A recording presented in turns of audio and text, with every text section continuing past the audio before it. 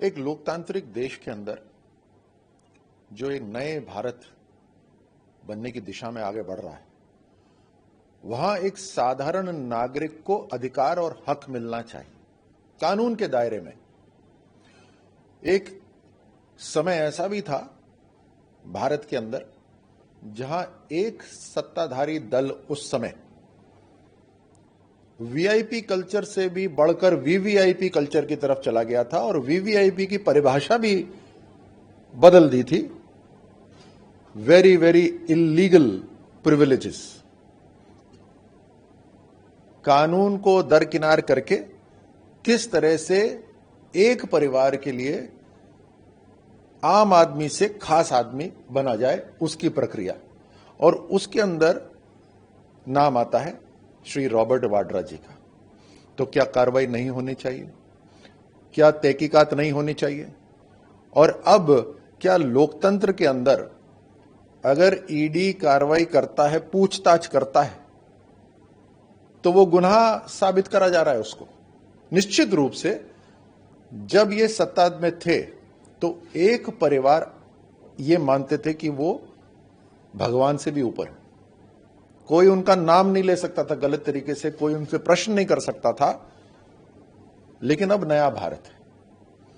आप समझिए कि इतने साल सत्ता से दूर रहने के बावजूद भी किस तरह का एक माहौल पूरे देश में बना रहे हैं कि अरे इनसे प्रश्न पूछ लिया, इनको ईडी के सामने समन कर लिया।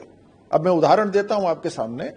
गुड़गांव का है, बेंगलोर का है, बीकानेर का है और न जाने कितनी और जगह का है कि गुड़गांव के अंदर 3.5 एकड़ भूमि, कोई शिकोपुर करके गांव है गुड़गांव के बिल्कुल पास, वो 7.5 करोड़ में खरीदी जाती है।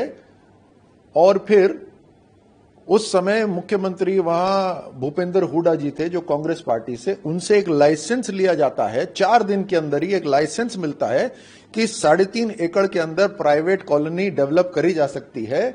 वो लाइसेंस लेकर डीएलएफ को बेचा जाता है तकरीबन 60 करोड़ की वैल्यू पर। और मजे की बात यह है कि वो जो 7.5 करोड़, उस 3.5 एकड़ की जो कीमत भी है, वो भी डायरेक्टली नहीं चुकाई गई। वो डीएलएफ से ही जो पैसा आया, उस पैसे में से ही डीएलएफ ने वहां पेमेंट करा। यानी रॉबर्ट वाड्रा जी ने केवल दलाली के लिए एक लाइसेंस, कॉलोनी का लाइसेंस दिलाने के लिए 50 करोड़ रुपए अपने पास रख लिए। ये उदाहरण है।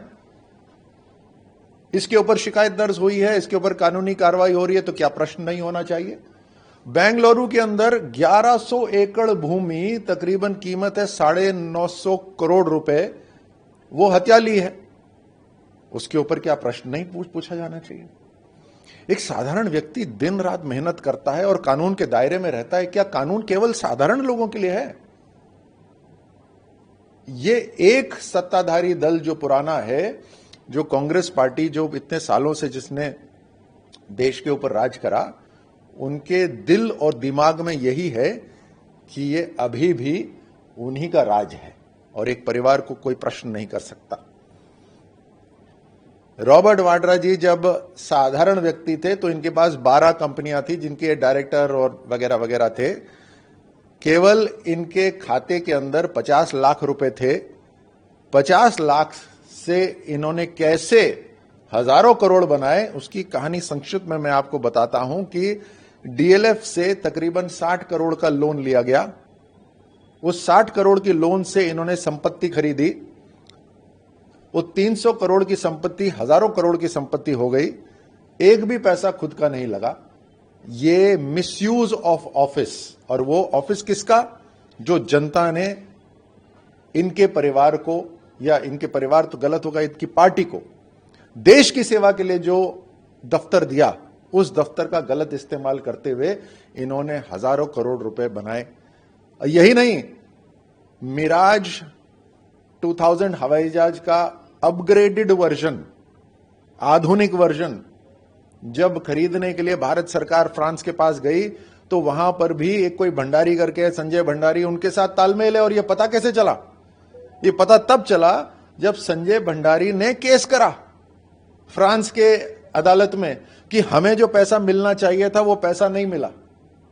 तब जाके पता चला कि ये तो मिले जुले हैं सारे के सारे। तो क्या प्रश्न नहीं होना चाहिए? मैं पूछना चाहता हूं कांग्रेस पार्टी से कि आपकी पार्टी है, ठीक है, लेकिन आपकी पार्टी में अगर कोई व्यक्ति ऐसा है जिसने ये सब घोटाले करे हैं और उससे केवल प्रश्नावली हो रही है, तो आप सड़क पे क्यों उतर रहे हो? आप विरोध किस बात का कर रहे हो?